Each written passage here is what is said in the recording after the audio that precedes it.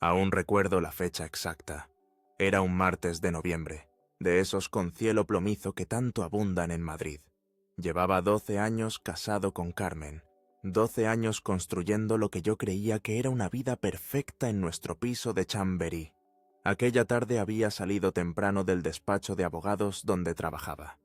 Quería sorprenderla con entradas para ver flamenco en el café de Chinitas, algo que siempre le había gustado. El portero me saludó como siempre, con esa familiaridad que solo da el tiempo. «Don Miguel, qué temprano hoy», me dijo mientras sostenía la puerta del ascensor. Subí tarareando alguna canción de Sabina.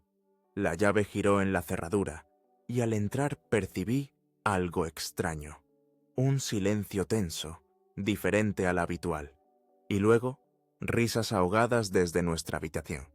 Nuestra habitación. Me quedé paralizado en el pasillo, como si mis pies se hubieran fundido con las baldosas.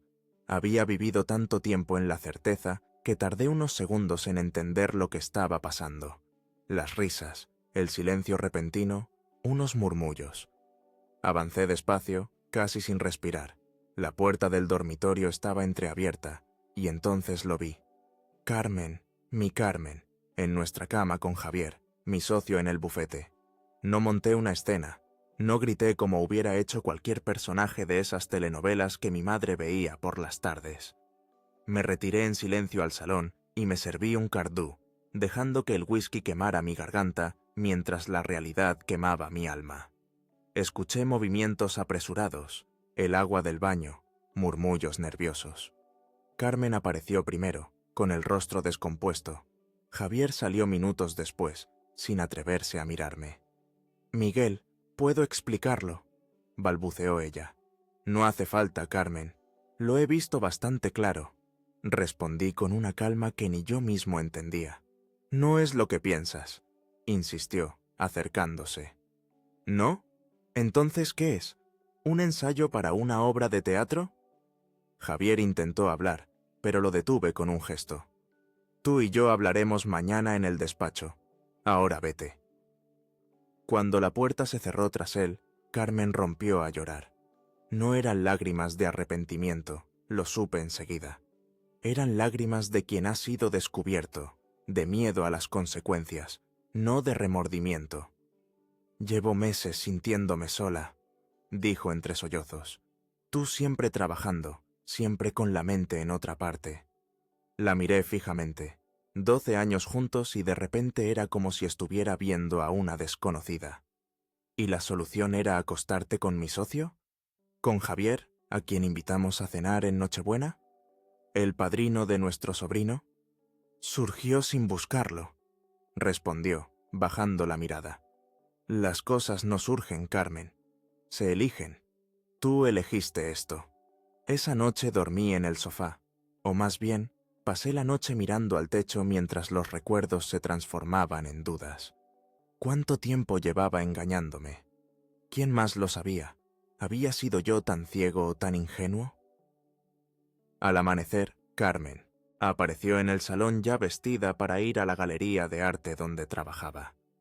Me miró con esos ojos oscuros que una vez me habían enamorado. «Necesito tiempo para pensar», dijo. «Quizás deberíamos distanciarnos unos días». Asentí en silencio. No tenía fuerzas para discutir. Mientras la veía preparar su bolso, tuve la certeza de que aquel día no marcaba el inicio de una crisis matrimonial, sino el final de una vida compartida. Carmen se había convertido en otra persona, o tal vez siempre había sido así, y yo no había querido verlo.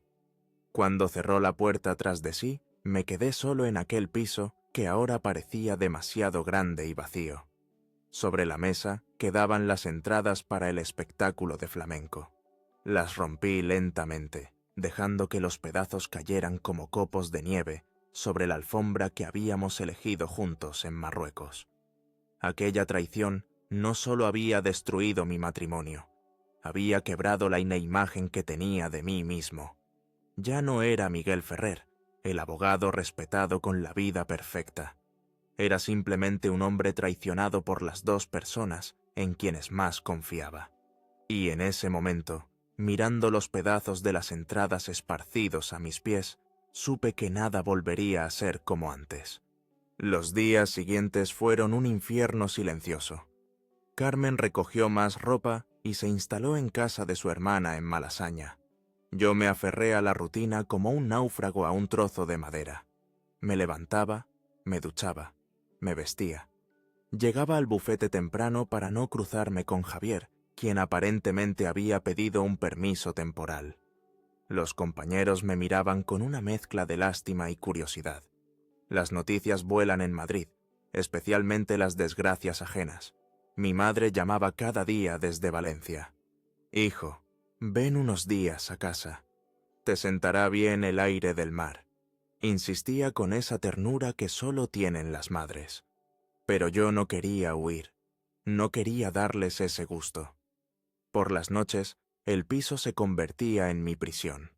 Vagaba entre habitaciones llenas de recuerdos, mirando fotos que ahora parecían burlas crueles. Nuestra boda en aquella ermita de Toledo, las vacaciones en Cabo de Gata, la Navidad con su familia en Sevilla, momentos que creía auténticos y que ahora me preguntaba si habían sido tan solo una representación. Fue Manolo, mi amigo desde el colegio, quien finalmente consiguió sacarme de casa un sábado. Me llevó a un bar de tapas en La Latina, donde pedimos vino de Ribera y tortilla. «Tienes que comer algo, Miguel, estás en los huesos», me regañó mientras empujaba el plato hacia mí. «No tengo hambre». «Pues te la comes igual. No voy a dejar que te consumas por una mujer que no lo merece». Sus palabras directas me dolieron, pero también me despertaron. Era cierto, me estaba consumiendo. Carmen seguía con su vida.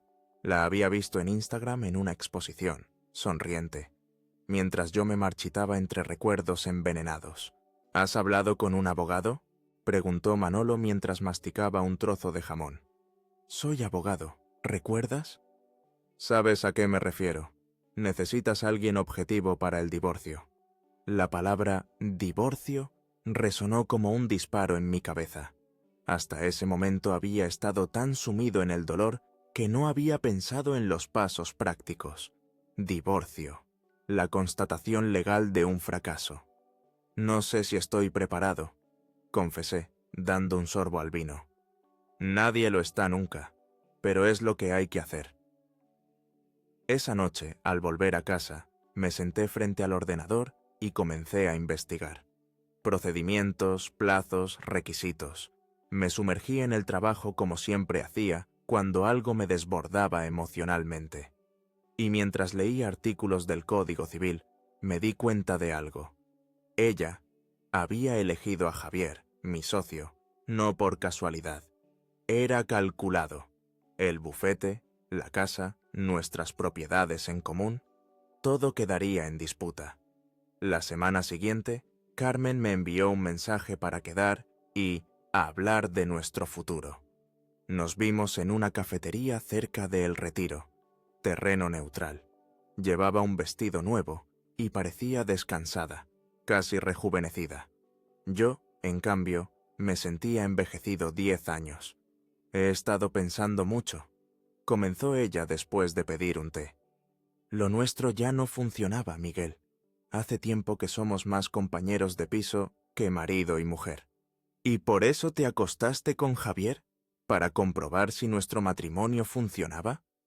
Ella suspiró, como si yo fuera un niño que no entiende algo obvio. «Lo de Javier fue un síntoma, no la causa. Ambos hemos cambiado». «No, Carmen, tú has cambiado. O quizás siempre fuiste así y yo no quise verlo». La conversación continuó en ese tono, entre reproches velados y justificaciones vacías. Finalmente, llegó al punto que realmente le interesaba. «Quiero que esto sea civilizado. Podemos llegar a un acuerdo justo sobre la casa, los ahorros». «¿Justo?», interrumpí con una risa amarga. «¿Cómo defines justo exactamente? ¿Cómo cuantificas 12 años de mi vida? ¿Cómo valoras la confianza destruida?» Carmen palideció ligeramente. Nunca me había visto así, con esa mezcla de dolor y determinación. «No quiero pelear, Miguel. Solo quiero seguir adelante». Por supuesto que quieres seguir adelante, con mi socio, con parte de mis bienes, con tu conciencia tranquila. Pero las cosas no van a ser tan simples. Me levanté, dejando un billete sobre la mesa para pagar las consumiciones. Antes de marcharme, me incliné y le dije en voz baja: disfruta de tu tiempo con Javier. Aprovecha cada momento, porque te prometo, Carmen, que cuando termine con vosotros, no quedará nada. Al salir de la cafetería, sentí algo extraño en el pecho. No era solo dolor o rabia, era una determinación fría y clara. Por primera vez desde que los descubrí juntos, sentí que recuperaba el control.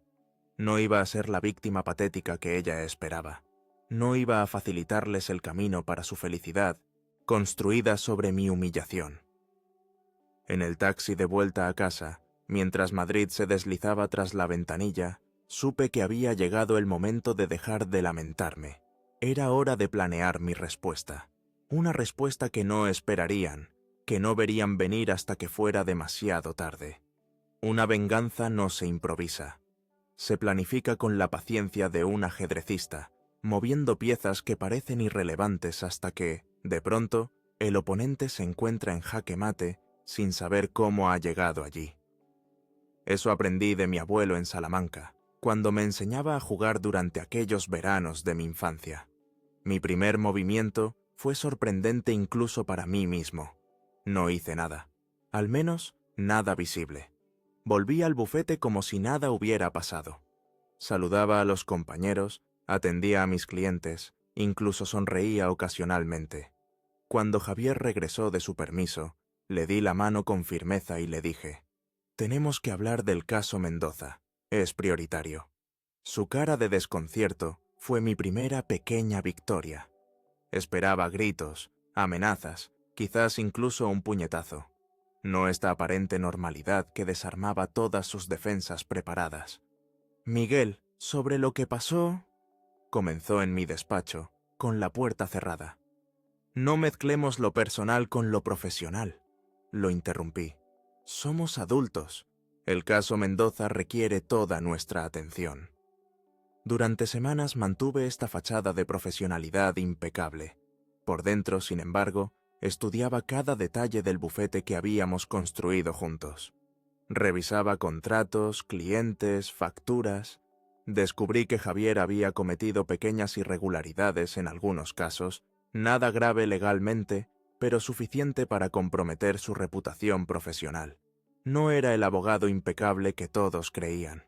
Mientras tanto, contraté discretamente a Rodrigo Vega, un investigador privado recomendado por un colega de Barcelona. No para seguir a Carmen, eso sería demasiado obvio, sino para investigar a Javier, sus finanzas, sus movimientos, sus contactos. Quiero todo lo que puedas encontrar, le dije a Rodrigo en un café alejado de mi zona habitual, especialmente cualquier cosa relacionada con sus clientes del sector inmobiliario. Los resultados llegaron 3 semanas después. Javier había estado desviando clientes potenciales del bufete hacia un amigo suyo con una pequeña consultoría. A cambio, recibía comisiones no declaradas. Nada escandalosamente ilegal, pero sí una clara violación de nuestro acuerdo de socios. En el frente personal me transformé lentamente. Empecé a ir al gimnasio cada mañana y antes del trabajo. Contraté a un entrenador personal, Alex, que no tuvo piedad con mi cuerpo de oficinista. El dolor físico adormecía el emocional. Las agujetas reemplazaban la angustia. Renové mi guardarropa con la ayuda de mi prima Elena, quien trabajaba en el Corte Inglés. «Ya era hora, primo», me dijo mientras descartaba mis antiguos trajes por otros más, modernos y ajustados. «Pareces otro». Y así era. El espejo me devolvía la imagen de un hombre diferente, más delgado, más fuerte, con una determinación en los ojos que hacía tiempo que no veía. En las reuniones sociales inevitables, donde coincidía con amigos comunes que sabían de nuestra separación, me mostraba sereno. «Carmen y yo hemos tomado caminos diferentes», decía con una sonrisa tranquila. «La vida continúa». Esta actitud desconcertaba a todos, especialmente a Carmen, quien había esperado verme destruido. En una de estas reuniones, en el cumpleaños de un amigo común, se acercó después de varias copas. «Te veo muy bien», dijo con cierta suspicacia. «Casi parece que te ha sentado bien lo nuestro». «Digamos que ha sido revelador», respondí. «A veces necesitamos perder algo para darnos cuenta de lo que realmente merecemos». Su expresión cambió sutilmente. No esperaba esta respuesta, ni tampoco la seguridad con la que la pronuncié. Por un momento, vi un destello de duda en sus ojos. Quizás no había sido tan fácil abandonarme como ella había pensado. Mientras tanto, mi plan continuaba desarrollándose. Con la información que tenía sobre las irregularidades de Javier, comencé a moverme estratégicamente. No lo confronté directamente. Eso hubiera sido demasiado simple y poco efectivo. En lugar de eso, empecé a reorganizar sutilmente la cartera de clientes del bufete. Los más importantes, los que él había conseguido desviar parcialmente, comenzaron a tratarme a mí como su contacto principal. «Es solo una cuestión de equilibrio de carga de trabajo», explicaba a los socios en las reuniones cuando alguno lo mencionaba. También empecé a cultivar relaciones con personas clave en el ámbito legal madrileño. Jueces que antes apenas conocía, fiscales influyentes, otros abogados de prestigio. Aceptaba invitaciones a conferencias, cenas benéficas, eventos que antes rechazaba por pasar tiempo en casa, con Carmen. Una noche, mientras cenaba en un restaurante cerca de la Plaza Mayor, con un juez del Supremo y su esposa, vi entrar a Carmen y Javier. Se los veía tensos, hablando en voz baja pero con gestos que denotaban discusión. Cuando me vieron, intentaron componer una sonrisa. Les saludé con naturalidad, presentándoles a mis acompañantes. El magistrado Suárez y su esposa Pilar. Estamos discutiendo un proyecto para mejorar la asistencia jurídica a mujeres vulnerables. El juez, ajeno a nuestro drama personal, se mostró entusiasmado e invitó a Carmen y Javier a unirse un momento. Fue una pequeña escena de tortura educada. Ellos, incómodos. Yo, perfectamente a gusto en mi nuevo papel de hombre renacido. Al despedirse, Carmen me susurró: «Tenemos que hablar de los papeles del divorcio. Mi abogado ha preparado una propuesta». «Por supuesto», respondí con una sonrisa. «Que me la envíe cuando quiera. Estoy seguro de que llegaremos a un acuerdo satisfactorio para todos». Lo que Carmen no sabía era que mi estrategia ya estaba en marcha. Una estrategia que no implicaba gritos ni escándalos, sino algo mucho más devastador: la lenta, meticulosa y legítima destrucción de todo lo que Javier y ella habían planeado construir sobre las ruinas de nuestro matrimonio. El verdadero poder no está en los golpes visibles, sino en los hilos que se tejen en silencio. Con cada día que pasaba, mi red se expandía mientras Javier y Carmen creían que yo simplemente me había resignado a nuestra situación. Nada más lejos de la realidad. Comencé con los clientes más importantes del bufete. Don Ernesto Albéniz, propietario de una cadena de hoteles boutique, siempre había sido atendido por Javier. Un día lo invité a almorzar en el restaurante Botín. «Miguel, me sorprendió tu llamada», comentó mientras cortaba el cochinillo.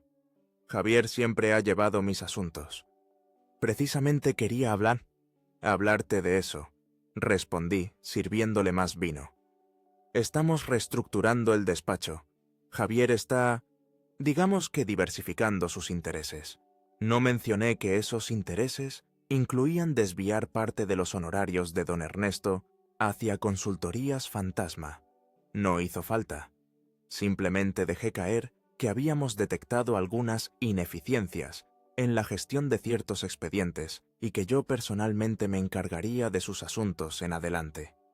«Siempre me has parecido un hombre íntegro, Miguel», dijo al despedirnos. «Confío en tu criterio». Repetí esta estrategia con 5 clientes más. A cada uno le ofrecí algo que Javier no podía: atención personalizada, honorarios más transparentes y, sobre todo, lealtad comprobable. En menos de 2 meses, Javier vio cómo su cartera de clientes, la más lucrativa del bufete, se reducía a la mitad. En paralelo, mis conversaciones con el investigador Rodrigo daban nuevos frutos. Descubrimos que Javier había estado utilizando información privilegiada de nuestros clientes para realizar pequeñas inversiones inmobiliarias. Nada escandalosamente ilegal, pero suficiente para constituir un claro conflicto de intereses. Esta información la guardé cuidadosamente, como un ajedrecista reserva su mejor jugada. Mi transformación personal continuaba. Las horas en el gimnasio empezaban a notarse. Mi rostro, antes marcado por el cansancio y la tristeza, ahora reflejaba energía. Comencé a aceptar invitaciones que antes rechazaba. Una exposición en el Reina Sofía, un concierto en el Auditorio Nacional, la presentación de un libro en el Círculo de Bellas Artes. Fue en una de estas presentaciones donde conocí a Lucía, editora en una prestigiosa editorial. Alta, elegante, con una inteligencia que brillaba en cada comentario. No buscaba una relación, pero disfrutaba de su compañía, de nuestras conversaciones sobre literatura, cine, política. Ella sabía de mi situación y no presionaba.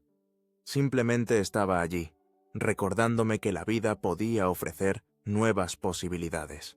¿Sabes lo bamba que más me sorprende de ti, Miguel?, me dijo una noche después de cenar en un pequeño restaurante gallego. Que no hablas con amargura de tu ex, y eso es raro en alguien que ha sido traicionado. La amargura solo me envenenaría a mí, respondí. Prefiero la claridad. Lo que no le dije es que mi aparente serenidad ocultaba un plan meticuloso. Cada vez que coincidía con Carmen en algún evento social, Madrid es más pequeño de lo que parece, me mostraba cortés, incluso amable. Esto la desconcertaba más que cualquier muestra de hostilidad. Una tarde, mientras revisaba unos documentos en mi despacho, recibí una llamada inesperada. Era Luis Mendoza, uno de nuestros clientes más antiguos y respetados, y también amigo personal de Javier desde la universidad. Miguel, necesito tu consejo. En confianza. Su voz sonaba preocupada. Por supuesto, Luis. ¿De qué se trata? Javier me ha propuesto una inversión en un proyecto inmobiliario. Dice que es una oportunidad única, pero... ¿Pero? Algo no me cuadra. Las rentabilidades que promete son demasiado buenas. Respiré hondo.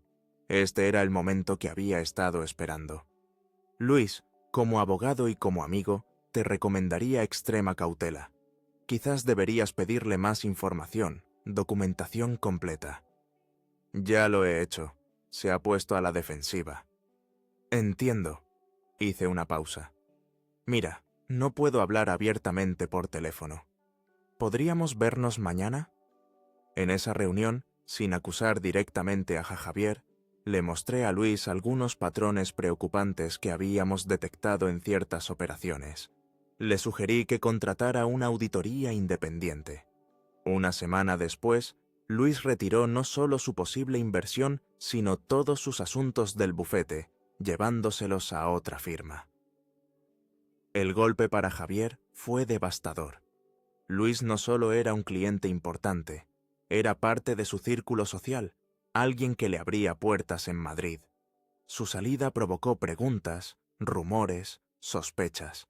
Mientras tanto, Carmen comenzó a notar cambios. Las invitaciones a eventos exclusivos disminuían. Amigos comunes que antes los recibían con entusiasmo, ahora encontraban excusas para aplazar cenas. La alta sociedad madrileña, tan acogedora cuando estaba conmigo, empezaba a darle la espalda. No por lealtad hacia mí, sino por el aroma de irregularidad profesional que empezaba a rodear a Javier. Mi telaraña se tensaba poco a poco, invisible pero implacable, y ellos, sin saberlo, se adentraban cada vez más en ella, confundiendo la libertad con la trampa que yo había diseñado pacientemente. El amor nacido de la traición construye sus cimientos sobre arena. Carmen y Javier comenzaron a experimentarlo 6 meses después de su gran revelación amorosa. Las primeras señales llegaron a través de Elena, mi prima, quien seguía manteniendo una relación cordial con Carmen por cuestiones de trabajo. «Miguel, no te lo contaría si no pensara que deberías saberlo», me dijo una tarde mientras tomábamos café en La Mallorquina. «Carmen no parece feliz. La vi discutiendo acaloradamente con Javier en el mercado de San Miguel. No mostré ninguna emoción particular. Simplemente asentí mientras untaba mantequilla en un croissant». «También hay rumores en el bufete», continuó Elena. «Dicen que Javier está teniendo problemas financieros. Ha cancelado sus vacaciones en Marbella». Esta información concordaba con mis expectativas. El plan estaba funcionando con la precisión de un reloj suizo. Las ineficiencias que había señalado a los clientes principales habían provocado una auditoría interna. Sin que nadie pudiera acusarme de instigarla, los socios habían acordado revisar todas las cuentas del último año. Los pequeños desvíos de Javier estaban quedando al descubierto uno a uno. Lo más interesante era observar cómo la presión profesional afectaba su relación personal. Carmen, acostumbrada a cierto nivel de vida, no estaba preparada para las restricciones que comenzaban a imponerse. El piso de lujo que habían alquilado en Salamanca, los restaurantes de moda, los fines de semana en Baqueira Beré, todo eso empezaba a desvanecerse. Una mañana, al salir del gimnasio, me encontré con Sofía, la mejor amiga de Carmen desde la facultad. Su expresión al verme fue de genuina sorpresa. «Miguel, estás diferente. ¿Te sienta bien el ejercicio?» Conversamos brevemente sobre trivialidades hasta que, inevitablemente, surgió el tema de Carmen. «Está pasando por un momento complicado», comentó Sofía, eligiendo cuidadosamente sus palabras. «Creo que las cosas con Javier no son como esperaba». «La vida raramente es como esperamos», respondí con una sonrisa tranquila. «Carmen mencionó que has sido muy civilizado con todo el asunto del divorcio». «¿Por qué no iba a serlo? Cada uno cosecha lo que siembra, Sofía». Mi tono casual contrastaba con el peso de mis palabras. Sofía me miró con una mezcla de curiosidad y recelo, como si empezara a sospechar que había algo más detrás de mi aparente resignación.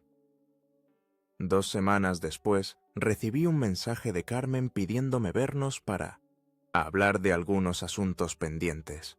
Sugerí una cafetería cerca del Thyssen, un lugar público, pero tranquilo. Cuando llegué, ella ya estaba allí, con aspecto cansado a pesar del maquillaje cuidadoso. «Gracias por venir», dijo cuando me senté. «Hay algunas cosas que quería aclarar personalmente». «Te escucho». «El piso.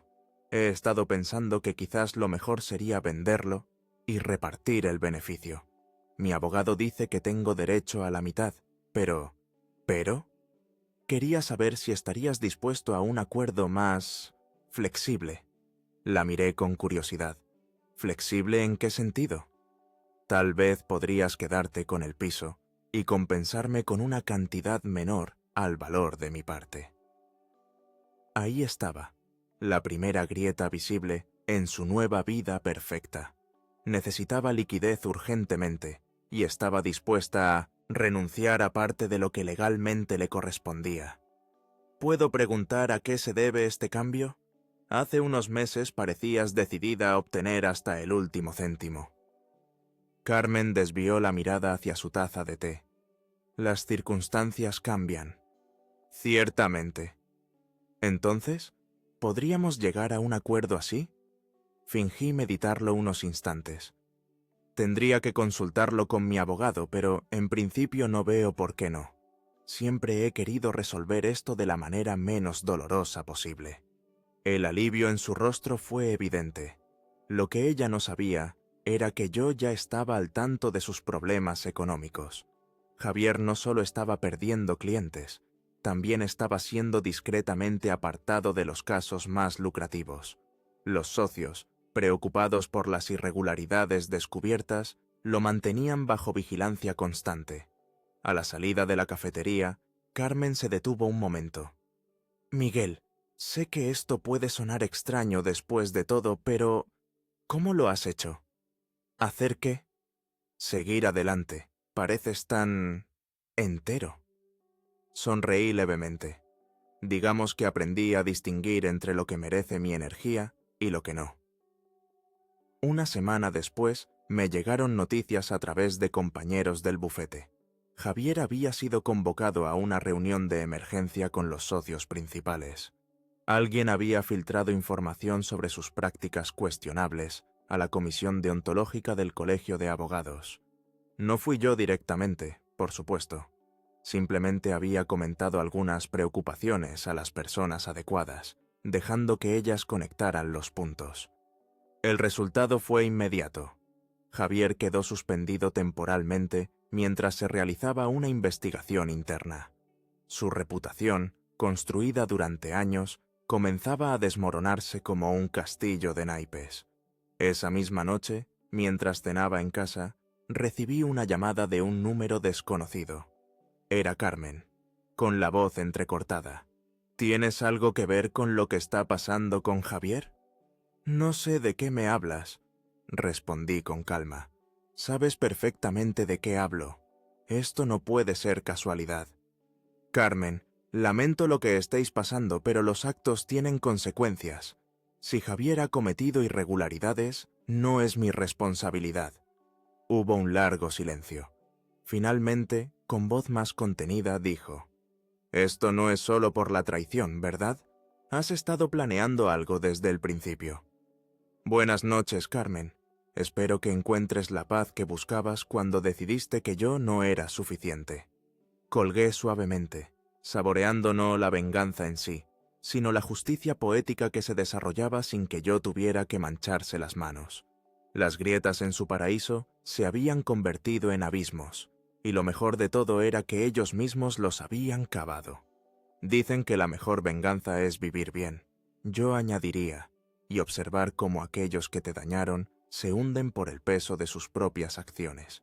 El desenlace de mi historia con Carmen y Javier llegó un año después de aquella tarde en que los descubrí en nuestra cama, aunque de formas que ni yo mismo hubiera podido anticipar.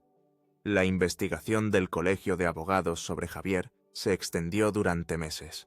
No encontraron nada que constituyera un delito grave, pero sí suficientes irregularidades éticas para imponer una sanción. 6 meses de suspensión y una multa considerable. Para un abogado de su nivel, era una humillación pública devastadora. El bufete decidió prescindir de él. No de forma escandalosa, somos demasiado elegantes para eso, sino con la discreción hiriente de quien se deshace de algo incómodo. Le ofrecieron un acuerdo de salida razonable pero no generoso. Javier, demasiado orgulloso para negociar, lo aceptó con una frialdad que ocultaba su desesperación. Mientras tanto, mi posición en el despacho se había fortalecido. Los clientes que había rescatado se mantenían fieles. Mis colegas, que inicialmente me habían mirado con compasión, ahora me trataban con un nuevo respeto. No era solo el abogado competente de siempre. Era alguien que había enfrentado la adversidad y había emergido más fuerte. Una tarde, Rodrigo, el investigador privado, me llamó con información inesperada. Carmen y Javier habían roto. Aparentemente, las tensiones financieras y el desprestigio profesional habían sido demasiado para su gran amor. «La señora ha vuelto a casa de su hermana», me informó Rodrigo. «El señor Javier está buscando ofertas de trabajo fuera de Madrid. Parece que ha contactado con algunos bufetes en Valencia y Barcelona, pero sin mucho éxito hasta ahora». Recibí la noticia con una extraña calma. No sentí la euforia que quizás habría esperado meses atrás. En su lugar, experimenté algo más profundo, la certeza de que la justicia, lenta pero inexorable, había seguido su curso. Esa noche, mientras cenaba con Lucía en un pequeño restaurante de Lavapiés, recibí un mensaje de Carmen. «Necesito hablar contigo. Es importante». Lucía notó mi cambio de expresión. «¿Algo malo?» «No», sonreí, guardando el móvil. «Solo un asunto del pasado que parece no querer terminarse del todo». «¿Tu ex?», preguntó con naturalidad. Entre nosotros no había secretos. Sí, quiere hablar. ¿Lo harás? Pensé un momento. Creo que sí. Será la última vez. Al día siguiente nos encontramos en el Parque del Retiro. Era una mañana de primavera perfecta, con el estanque brillando bajo el sol y las parejas paseando entre los árboles en flor. Carmen llegó puntual, vestida con sencillez, sin el exceso de maquillaje que había adoptado últimamente. «Gracias por venir», dijo mientras caminábamos junto al agua. «¿De qué querías hablar?», respiró hondo. «Javier y yo hemos terminado». «Eso he oído». Me miró sorprendida, pero continuó. «Las cosas se complicaron después de... después de todo lo que pasó en el bufete. Las acciones tienen consecuencias, Carmen. Lo sé, y ahora lo entiendo mejor que nunca». Hizo una pausa. «Miguel, he estado pensando mucho en nosotros, en lo que teníamos, en cómo lo tiré todo por la borda». Sentí un escalofrío. Sabía hacia dónde se dirigía esta conversación. «Carmen, déjame terminar, por favor. Sé que te hice daño, un daño terrible. Lo que hice fue imperdonable, pero he cambiado, he aprendido de mis errores, y me preguntaba si quizás, con el tiempo, podríamos intentar reconstruir algo». La miré detenidamente. En sus ojos vi algo que nunca había visto durante nuestro matrimonio. Vulnerabilidad genuina. No era manipulación ni cálculo. Era el rostro desnudo de alguien que ha perdido todo lo que valoraba y se da cuenta, demasiado tarde, del verdadero valor de lo que tenía. ¿Sabes? Hubo un tiempo en que habría dado cualquier cosa por escucharte decir eso. Dije con voz tranquila. Habría perdonado todo. Habría intentado reconstruir nuestra vida como si nada hubiera pasado. Su rostro se iluminó ligeramente. «Pero ese hombre ya no existe, Carmen. Murió aquel día en nuestra cocina». «Miguel, por favor, no te odio. Ya no. De hecho, te agradezco lo que hiciste». «¿Agradecerme?». Su confusión era palpable. «Sí, me liberaste de un matrimonio que no era tan perfecto como yo creía. Me obligaste a encontrarme a mí mismo, a descubrir una fuerza que no sabía que tenía». Nos detuvimos frente al monumento a Alfonso XII. El sol reflejaba en el agua, creando destellos que parecían bailar entre nosotros. «Estoy viendo a alguien», añadí suavemente. «Alguien que me valora por quien soy ahora, no por quien era, o por lo que puedo proporcionar». Carmen bajó la mirada. Una lágrima resbaló por su mejilla. «Entiendo. Espero que encuentres tu camino, Carmen. De verdad lo deseo. Pero nuestros caminos se separaron definitivamente hace un año». Nos despedimos con un breve abrazo, más formal que emotivo. Mientras la veía alejarse por el sendero, sentí que el último capítulo de nuestra historia juntos, finalmente, se cerraba. Esa noche, revisando documentos en mi nuevo despacho, me habían ascendido a socio tras la salida de Javier. Recibí una llamada de Manolo. «¿Te has enterado? Javier se va a Sudamérica. Aparentemente, un bufete en Buenos Aires le ha ofrecido trabajo». «Buena suerte para él», respondí sinceramente. «¿No te alegra? Después de todo lo que pasó...». «No se trata de alegría, Manolo. Se trata de justicia, y la justicia no siempre necesita aplausos». Al colgar, miré por la ventana hacia Madrid iluminada. La ciudad que había sido testigo de mi dolor ahora presenciaba mi renacimiento. No había usado violencia, no había gritado, no había suplicado. Simplemente había dejado que el tiempo y las propias acciones de Carmen y Javier tejieran la red en la que acabarían atrapados. Mi venganza había sido silenciosa, paciente, elegante. No había destruido sus vidas. Ellos mismos se habían encargado de eso.